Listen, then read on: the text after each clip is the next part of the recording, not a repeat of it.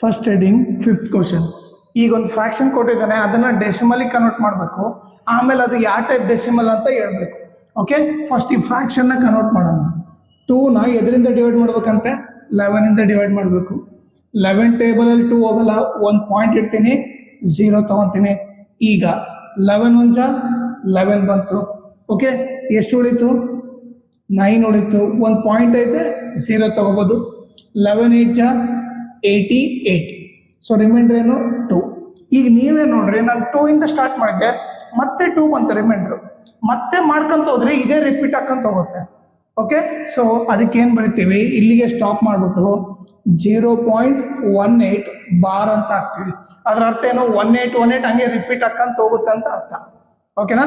So 2ಇಂದ start ಮಾಡಿ ಮತ್ತೆ 2 ಬಂತಂದ್ರೆ ಅಲ್ಲಿಗೆ ನಿಲ್ಲಿಸ್ಬಿಟ್ಟು ನೀವೇನು ಮಾಡ್ರಿ? ಬಾರ್ ಅಂತ ಹಾಕ್ಬಿಡ್ರಿ. ಅದರ ಅರ್ಥ ಏನು? ಅದೇ ನಂಬರು ರಿಪೀಟ್ ಹಾಕಂತ ಹೋಗುತ್ತೆ. ಸೊ ಇಲ್ಲಿ ರಿಮೈಂಡರ್ 0 ಬಂದಿಲ್ಲ, ಸೊ ಅದಕ್ಕೆ ಏನು ಬರಿತೀನಿ ನಾನು? ನಾನ್ ಟರ್ಮಿನೇಟಿಂಗ್ ಅಂತ ಬರಿತೀನಿ. ಆಮೇಲೆ ಇದೇ ನಂಬರ್ ರಿಪೀಟ್ ಆಗೋದ್ರಿಂದ ಸೊ ನಾನು ಬರ್ತೀನಿ ನಾನ್ ಟರ್ಮಿನೇಟಿಂಗ್ ರಿಪೀಟಿಂಗ್ ಡೆಸಿಮಲ್ ಎಕ್ಸ್ಪ್ಯಾನ್ಷನ್ ಅಂತ ಬರಿತೀನಿ.